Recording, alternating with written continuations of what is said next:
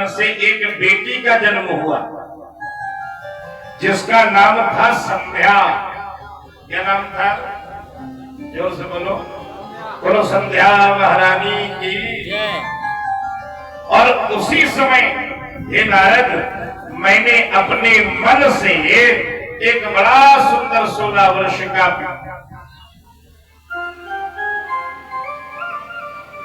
पुरुष पैदा किया, जो इतना सुंदर था कि जिसका जन्म होते ही मेरे जितने पुत्र थे सब के सब मोहित हो गए। इसलिए उस पुत्र का नाम काम पड़ा। क्या पड़ा? कामदेव पड़ा। मैंने उस पुत्र को फूलों का धनुष बाण उसके हाथों में दिया। धनुष बाण पाते ही उसे संसार को मोहित करने का वरदान दिया। 5 बाण दिए। उस पुत्र ने पहला बाण मेरे ही ऊपर प्रयोग कर दिया, जिसके कारण मैं मोहित हुआ और मेरे विचार मेरी पुत्री संध्या के प्रति ही गलत हो गए। अपनी पुत्री के प्रति भावना गलत देखकर मेरे पुत्र धर्म ने भगवान शिव का स्मरण किया। शिव ने भगवान शिव प्रकट हुए और शिव ने मुझे बड़ी धिक्कार लगाई। मेरे पुत्र ने भगवान शंकर का स्मरण किया। देव देव महादेव धर्मपाल नमोस्तुते। सृष्टि स्थित विनाशाना कर्ता शंभो तुम्हें वही। हे देवों के देव महादेव, आप जन्म देने वाले हैं, पालन करने वाले हैं, संहार करने वाले हैं। आज आपके पुत्र ब्रह्मा से गलत काम हो रहा है, इनको बचाइए। तो ब्रह्मा जी के सामने शंकर जी ने बड़ी फटकार लगाई है। कैसे व्यक्तित्व, अपनी पुत्री पर ही मोहित हो रहे हो, कितने कलंकी हो। ब्रह्मा जी को होश आया, हाय राम, तब देखा कि हमारे ऊपर हमारे पुत्र ने प्रयोग कर दिया। इस कारण मैंने, ब्रह्मा जी कहते, मैंने भगवान शिव ने मुझे फटकार लगाई तो मैंने भी देवी की तपस्या करके उनसे भगवान शिव को मोहित करने के लिए वरदान मांगा। उसी तपस्या के फलस्वरूप माता सती मेरे पुत्र दक्ष की पत्नी अक्षनी के गर्भ से प्रकट हुई और जो भगवान शिव को से विवाह करने के लिए उनकी तपस्या करी। नारद जी ने कहा, महाराज जी पूरी कथा हमको विस्तार से सुनाइए। आनंद आ गया। जल्दी जल्दी से काम नहीं चलेगा। संध्या की उत्पत्ति, माता सती की उत्पत्ति आप हमको बड़े ध्यान से सुनाइए। सुनिए, आपको इस कथा पर रुचि हुई है ना, इसलिए आपसे घर में कोई नहीं है नारद। अहो धन्य तव जन्म मुनीसा,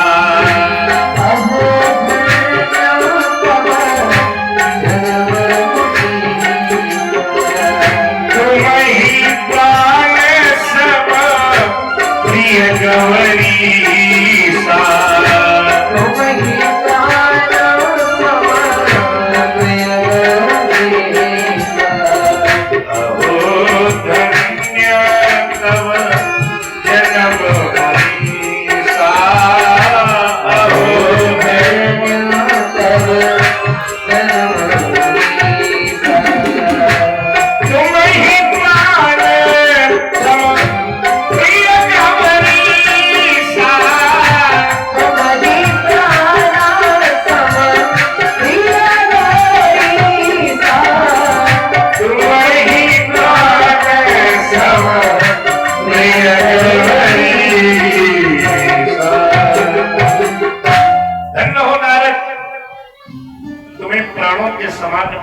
गौरीश, इसलिए ध्यान से सुनो। भगवान शिव आधारभूत है, इनकी शक्ति की का नाम ही शिवा है। मैया, इन्हीं की शक्ति का नाम प्रकृति भी है। भगवान शिव की ही शक्ति ये प्रकृति है। शिव के वाम भाग से ब्रह्मा जी का जन्म है, शिव के वाम भाग से विष्णु जी का जन्म है, दक्षिण भाग से ब्रह्मा जी का जन्म है, और आज शिव के हृदय से ही महेश्वर रुद्र या उन्हें शिव भी कहते हैं भगवान शंकर का जन्म है। ब्रह्मा के 10 बेटे हुए, मरीच, अत्र, अंगिरा, पुलस्त, पुलह, कृत, भृगु, वशिष्ठ, दक्ष, नारद। इतनी सृष्टि के बाद भी ब्रह्मा को संतोष नहीं हुआ। अब बहुत ध्यान से सुनिए, ये कथाएं आपकी मति को पवित्र करेंगी। ब्रह्मा जी ने मानसी सृष्टि की सबसे पहले, उसी मानसी सृष्टि में उन्होंने एक बेटी को भी अपने मन से जन्म दिया। अच्छा, मन की कल्पना बड़ी सुंदर होती है ना, तो जो ये बेटी हुई, त्रैलोक में इतनी सुंदरी कोई दूसरी बेटी नहीं, कोई नहीं, कोई नहीं। ब्रह्मा जी ने इस बेटी का नाम संध्या रखा। क्या रखा? जोर से बोलो, संध्या महारानी की। अच्छा, कितने लोग हो जो संध्या को जानते हो? मैं समझाऊं? आप जानते हो ना? हम लोग क्या कहते हैं जब शाम होती है ना, कहते हैं सांझ विरिया हुई। सांझ विरिया माने संध्या की विरिया हो गई। ये क्या है? इसका मूल स्रोत समझिए थोड़ा सा। ये ब्रह्मा जी की मन से उत्पन्न बेटी का नाम संध्या था। तभी ब्रह्मा जी ने संध्या के पश्चात उसी मन से एक पुत्र को जन्म दिया, जिसकी आयु 16 वर्ष थी। क्या सुंदर पुत्र था। उस पुत्र के उत्पन्न होते हुए ब्रह्मा जी के जो 10 पुत्र थे ना, वो सब मोहित हो गए। ब्रह्मा जी के हृदय से धर्म का जन्म हुआ और पीठ से पाप का जन्म हुआ। सब कुछ ब्रह्मा जी से ही है। जब सारे पुत्र मोहित हो गए, उस कामदेव को देखकर तो ब्रह्मा जी ने कहा, नहीं, ये मेरे काम का है, इससे सृष्टि बन सकती है। ब्रह्मा जी ने क्या किया? कहा कि हे बेटा, तुम्हारा नाम कामदेव होगा। तुम पुष्प के 5 बाण धारण करोगे। मैं आशीर्वाद देता हूं कि तुम्हारे इन बाणों के प्रभाव से त्रैलोक में कोई नहीं बच पाएगा। त्रैलोक में तो ब्रह्मा जी भी आते हैं। अहम वासुदेवो वा स्थाणु वा पुरुषोत्तमः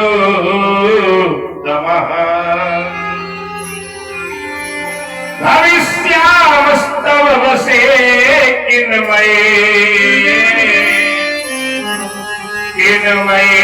प्राण धारका।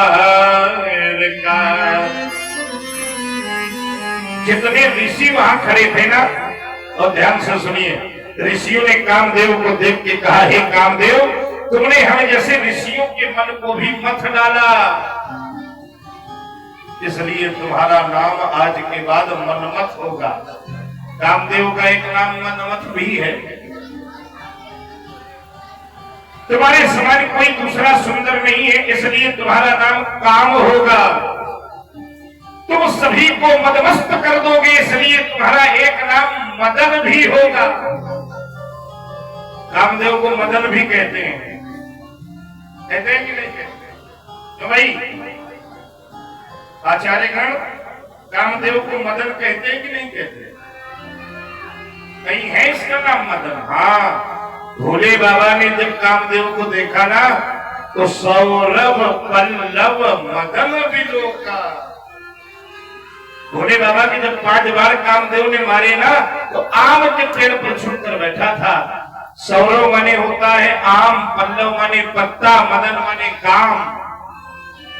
ये सबको मदमस्त करेगा, इसलिए इसका एक नाम मदन होगा। एक ऋषि ने कहा, तुम सौंदर्य अभिमान से युक्त रहोगे, इसलिए तुम्हारा एक नाम कंदर्व भी रहेगा।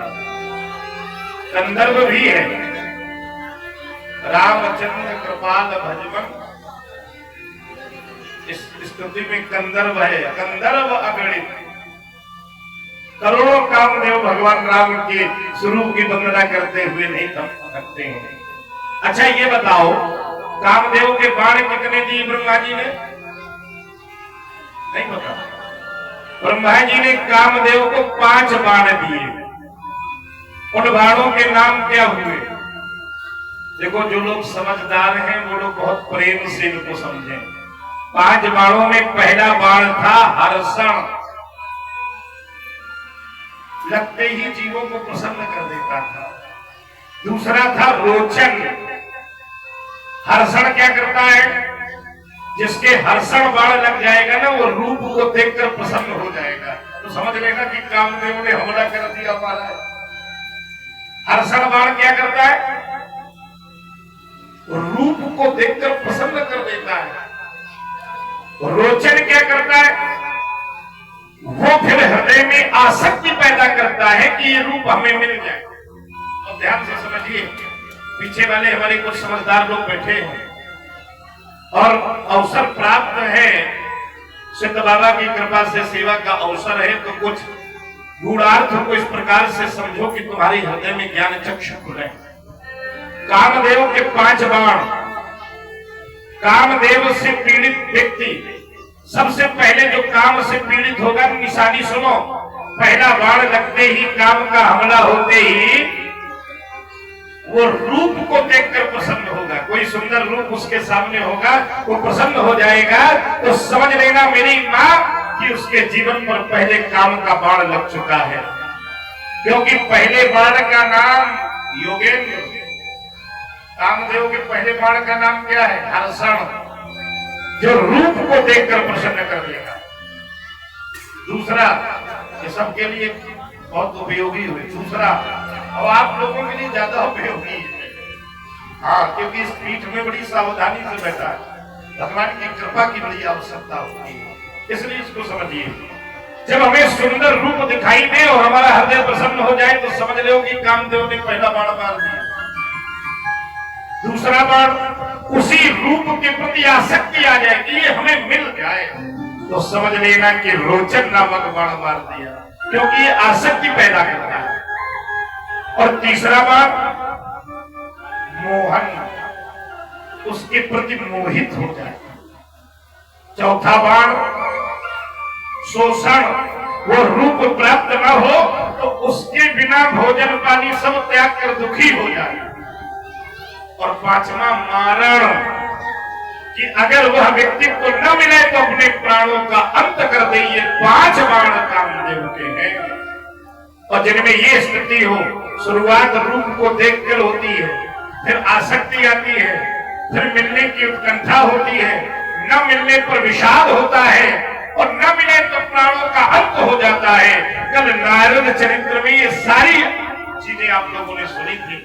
नारद जी रूप को देखकर कामना करने लगे, मिलने की चाह हुई, वो वस्तु नहीं मिली तो विषाद हुआ, और अंत में यहां तक कह दिया, कहीं हो श्राप की मरी हो जाई और जगत मोर उपहास। ये तो आध्यात्मिक 5 बाण हो गए। अच्छा, फूलों के ही 5 बाण हैं, इसको आप लोग नोट कर सकते हैं। कामदेव कौन कौन से फूलों के बाण रखता है? इसमें हर्षण कौन है, रोचन कौन है, मोहन कौन है, शोषण कौन है और मारण कौन है? ये 5 बाण कौन कौन से हैं? सुनना हो तो जोर से बोलो गोविंद भगवान की, और जोर से बोलो कन्हैया लाल की, सिद्ध बाबा की। अब थोड़ा सा आप लोगों को कनेक्टिविटी बने, है ना? पहला बाण है कौन सा? करना। करना अपने यहां देहात में कहते हैं कनेर को। कामदेव का पहला बाण कौन है? कनेर का फूल। करना केतिक केवड़ा,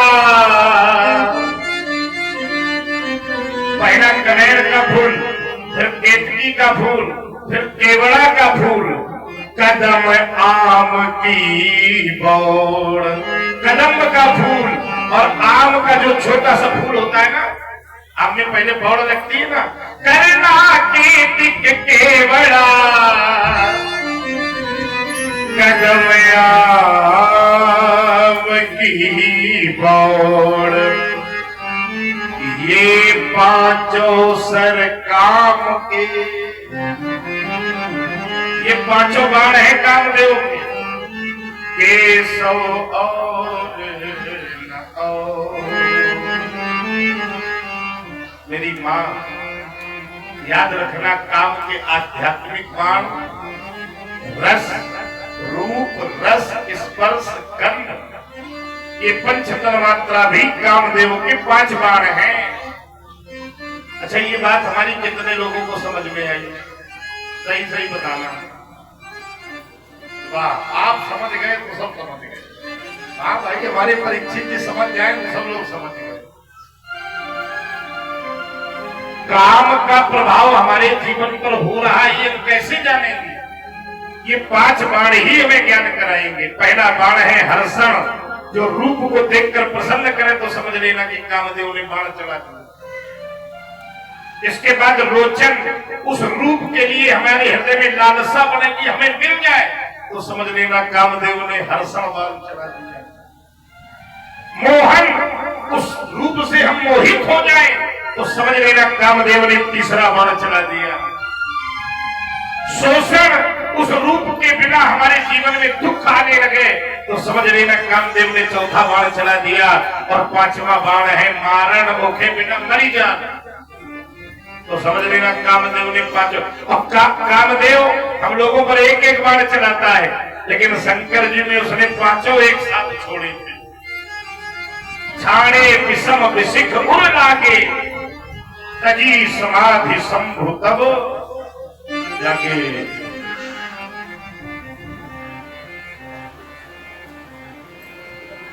कामदेव ने सोचा कि पिताजी ने 5 बाण दिए तो हैं, ये काम भी करेंगे कि ना करेंगे? जैसे एक भस्मासुर हुआ था ना, शंकर जी ने कहा जिसके ऊपर हाथ रख दोगे बेटा भस्म हो जाएगा। तो उसने सोचा पता नहीं ये सही है कि गलत है, तो शंकर जी को पीछे आ गया। तो कामदेव ने सोचा कि पता नहीं ये बाण काम करेंगे कि नहीं करेंगे, तो सबसे पहले उसने पहला बाण अपने पिताजी ब्रह्मा के ऊपर ही छोड़ दिया। जैसे ही हर्षण बाण ब्रह्मा के हृदय में लगा तो ब्रह्मा अपने मन से उत्पन्न बेटी संध्या के रूप को देखकर मोहित हो गया। उसने कहा बाण तो सच्चा है, तेरा दूसरा चेक करूं। दूसरा बाण जैसे ही मारा तो उनके जीवन में आसक्ति आने लगी। तीसरा बाण मारने लगा तो धर्म ने काम को रोका, रुक जा, जो अपने पिता पर यह कृत्य कर रहा है तो उससे ज्यादा अभागी व्यक्ति और कौन होगा? उसने कहा नहीं नहीं, मैं परीक्षार्थ ही काम कर रहा हूं, तुम मुझे नहीं रोक सकते।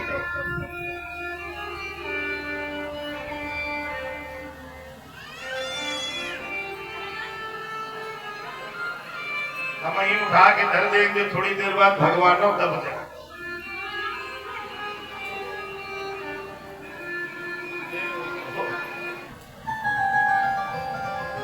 बोलो भैंसाएं गांव की जय हो।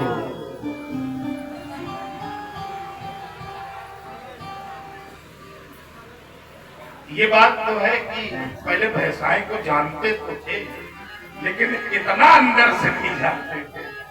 हाँ, अब ये जीवन की हमारी यात्रा में इस गांव को हम स्वर्णिम अक्षर से लिखेंगे।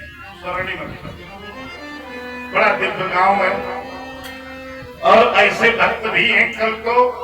कल हम देख रहे थे ना, तो कल और कहीं कथा होती तो इस व्यवस्था में 2 लोग ना आते।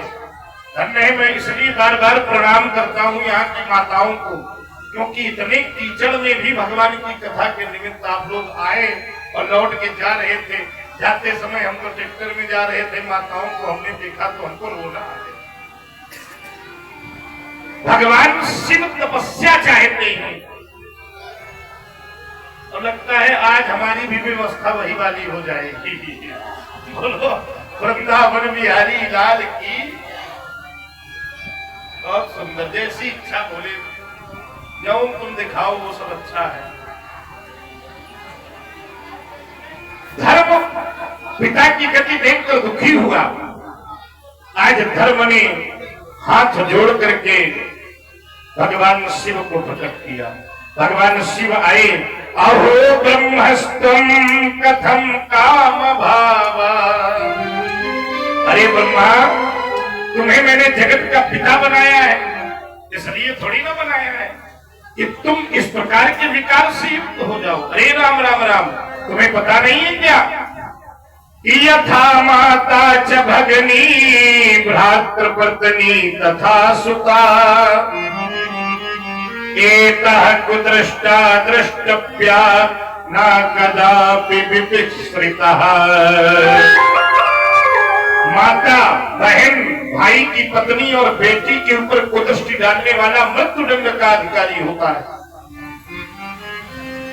और हमको जब बहुत बड़ी हमारी कथाएं होती हैं कोई और प्रचारित होती हैं, तो हमको खुले मंच से कहते हैं कि बहन बेटियों पर कुदृष्टि डालने वाले को सीधे फांसी पर लटकाना चाहिए। मेरे देश का दुर्भाग्य है कि मेरे देश में दुराचारी भी कानून की आड़ लेकर के खुलेआम घूमते हैं। ऐसा नियम बनना चाहिए कि जो माताओं बहनों पर कुदृष्टि डाले उस व्यक्ति को सीधे सूली पर चढ़ाना चाहिए। गोस्वामी जी ने भी राम जी के मुख से कहलाया है। क्या कहलाया है? ओम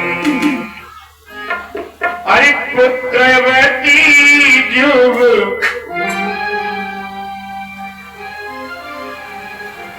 पुत्र सबसे भाग्यशाली कौन है? तो शास्त्र कहते हैं पुत्रवती जुगती जुग सोई, पुत्रवती जुगती जुग सोई, पुत्रवती जुगती जग सोई,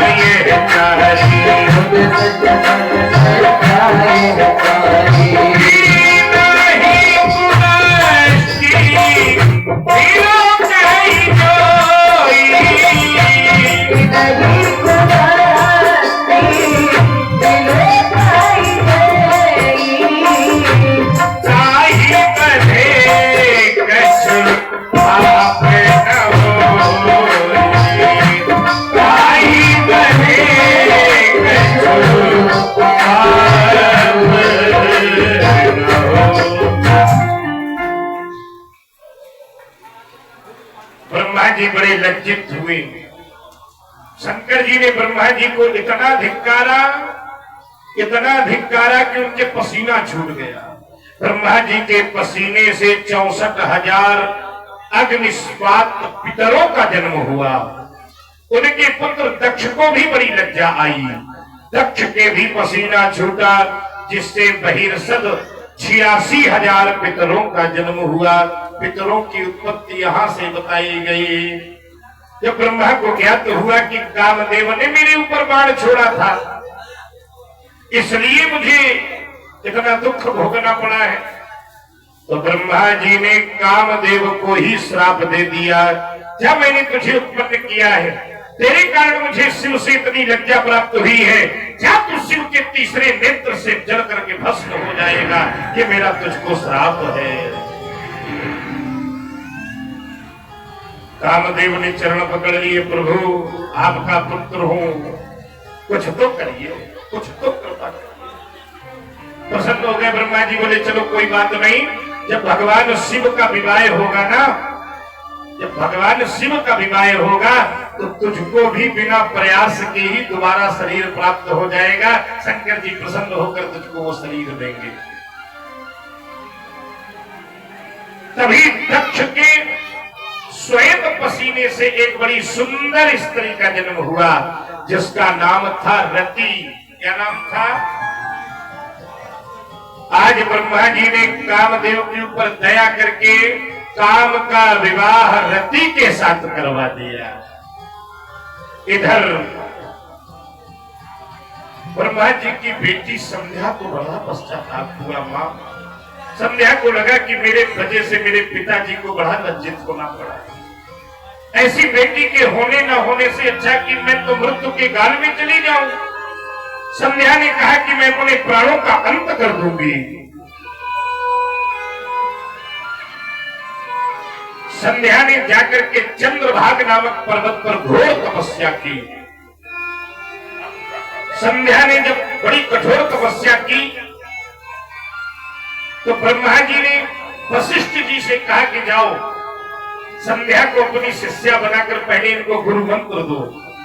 वशिष्ठ जी उस पर्वत पर जाकर विधि पूर्वक संध्या को गुरु दक्षिणा में मंत्र देते हैं। हे सुधाननी, आज के बाद तुम इस मंत्र का जाप करना। किस मंत्र का? ओम नमः शंकराय। ओम। इस मंत्र को मौन होकर तपस्या प्रारंभ करो। आप लोगों से एक निवेदन कर दूं, मानो तो कर दूं, करूं। पहली बात तो ओम नमः शिवाय का उच्चारण जोर से नहीं करना चाहिए। जोर से ओम नमः शिवाय कहने से पाप लगता है। जिन लोगों को नहीं पता है, ये पौराणिक मंत्र है, पंचाक्षर मंत्र है। ये जब तक नहीं भजना चाहिए जब तक गुरु जी से इस मंत्र को न ले लिया जाए। गुरु मंत्र बनने के बाद ही इसको भजना चाहिए और इसको कभी भी तेज आवाज में नहीं भजना चाहिए। इसको मानसिक जाप करने से इसका फल प्राप्त होता है। याद रखना इसको। कितने लोग हमारी बात मानोगे?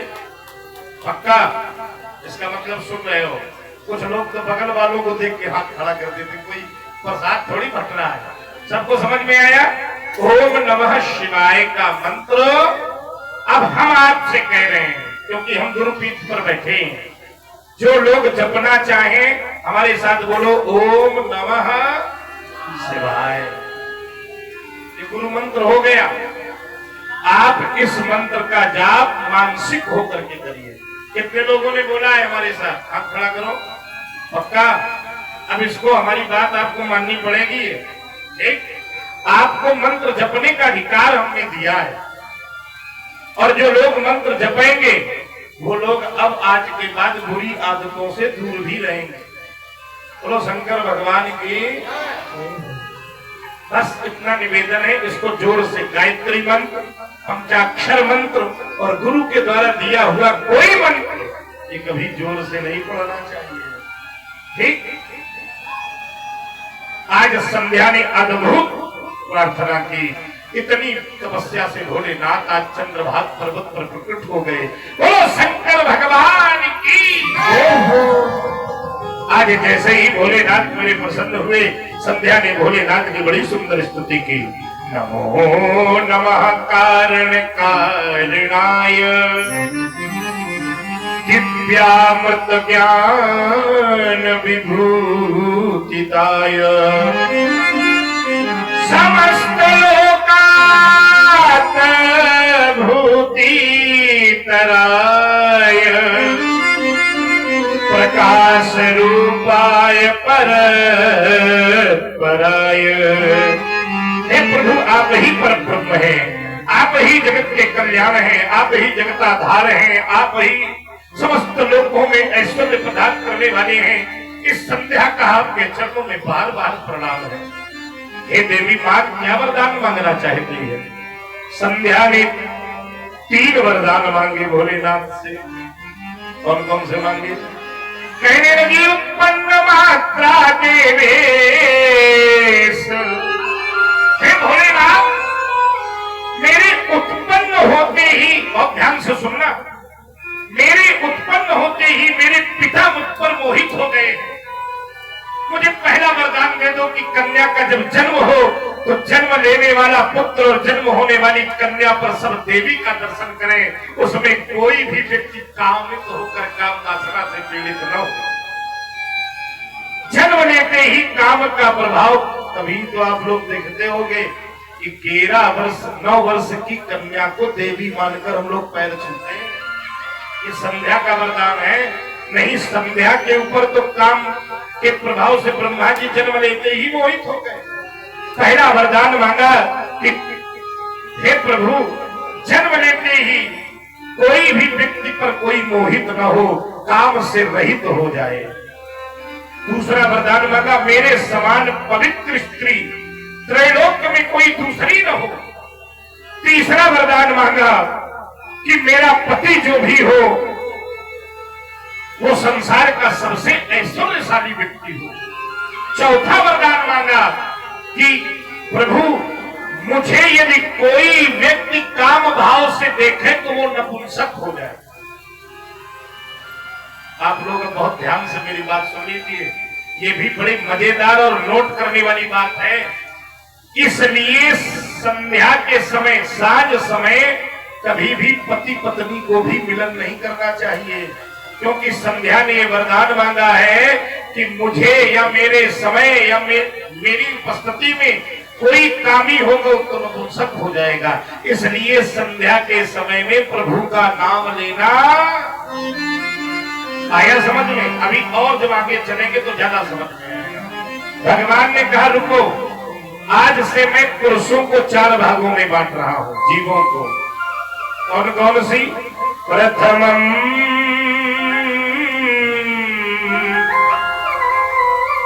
शैशवो भावा, पहला भाव होगा शैशव अवस्था। जीव जब शैशव अवस्था में होगा तो मेरा ही स्वरूप होगा, उस पर बाल स्वरूप में देवताओं का दर्शन होगा।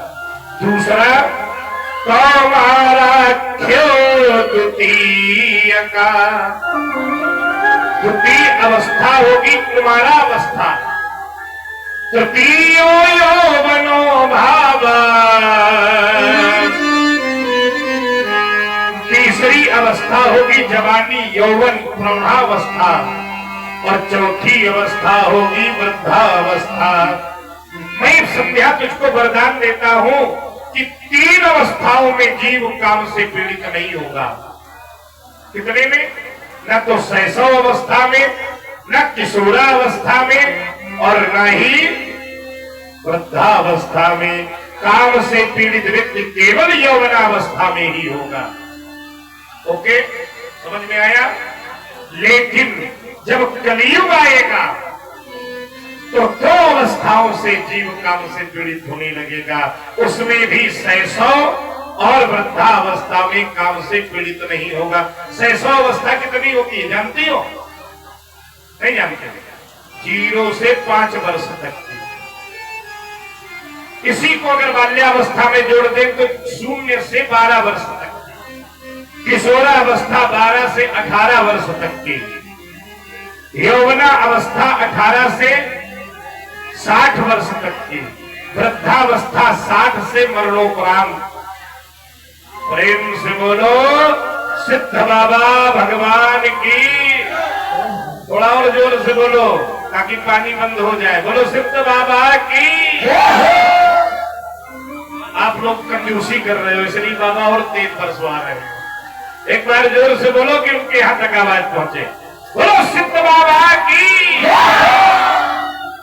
आइए, बड़ा सुंदर सा भाव हम लोग गाएंगे, लेकिन संध्या से भगवान ने कहा ठीक है मैं तुम्हें आशीर्वाद देता हूं। तुमने सौगंध खाई थी कि मेरे पिता मेरे शरीर से मोहित हुए हैं, इसलिए मैं अपना शरीर भस्म करूंगी। जाओ, मेधातिथि नाम के ऋषि इसी पांडाल, इसी पर्वत पर यज्ञ कर रहे हैं। तुम वहां उनके यज्ञ में अपना शरीर भस्म करो, तुम्हें कोई देख नहीं पाएगा। अज्ञात अवस्था में वहां पहुंची, कोई उनको देखा नहीं। उनके शरीर से 2 भाग हुए। एक भाग से 3 समय की संध्या का प्रकट हुआ, इसलिए 3 काल की संध्या करनी चाहिए। प्रातः की संध्या, दोपहर की संध्या और सांझ की संध्या। तब उस इंद्रकालिक संध्या का महत्व हुआ। ये संध्या एक भाग से 3 भागों में परिणित हुई। प्रातः काल की संध्या जब सूर्य का उदय हो, लालिमा छाई हो, ये प्रातः काल की संध्या है। दूसरे काल की संध्या जब खड़े होने पर हमारी परछाई न दिखाई दे, ये मध्यकाल की संध्या है। और तीसरी संध्या जब सूर्य नारायण अस्ताचल की ओर जा रहे हो और लालिमा छोड़ रहे हो, इन तीनों कालों में हमें काम से पीड़ित नहीं होना चाहिए। नहीं, वो जीवन में नपुंसक हो जाता है, उसके जीवन से सुख और ऐश्वर्य चला जाता है। इन तीनों समय में हमें केवल भगवान शिव की आराधना करनी चाहिए। ओम नमः शिवाय के मंत्र का जाप करना चाहिए। मां बोलो सिद्ध बाबा की। और दूसरे रूप से एक यज्ञ पुत्री के रूप में पैदा हुई, जिनका पालन पोषण किया हमारे मेधातिथि ऋषि ने। एवं संध्या चरित्रम। और देखो, उस पुत्री का नाम रखा अरुंधति। क्या रखा नाम? जोर से बोलो। और उस कन्या का विवाह वशिष्ठ जी के साथ किया गया। इस प्रकार ये संध्या की कथा पूर्ण होती है। ये जीवन भी हमें शिक्षा लेने का कारण देता है। भैया बताओ, आप जीवन को सत्य माने बैठे हो। संध्या जैसी दिव्य, ब्रह्मा जैसे दिव्य लोग भी काम के प्रभाव से नहीं बचे, तो हमारी तुम्हारी क्या औकात है?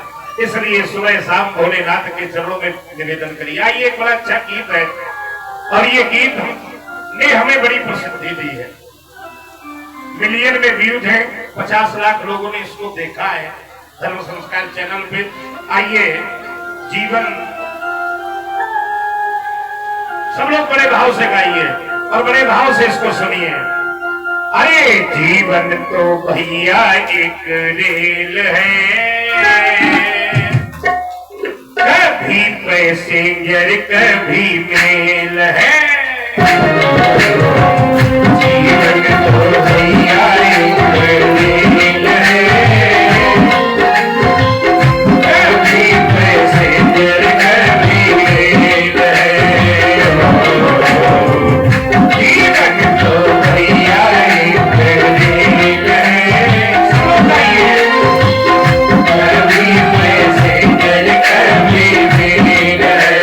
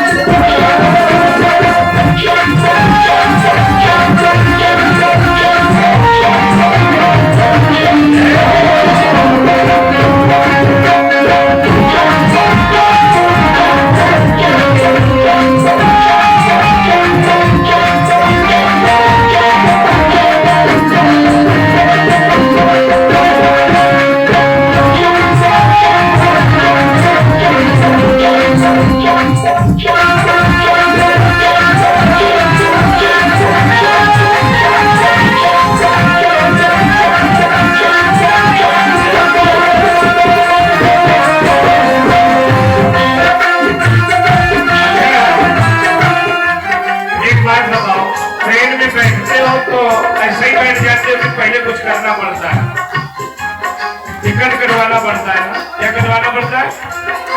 अच्छा, इस जीवन की गाड़ी में बैठना है तो भी टिकट कटवाना पड़ेगा। किसका? अच्छे कर्मों का टिकट कटा लेना, दीदी पूछे तो फिर दिखला देना। अच्छे कर्मों का टिकट कटा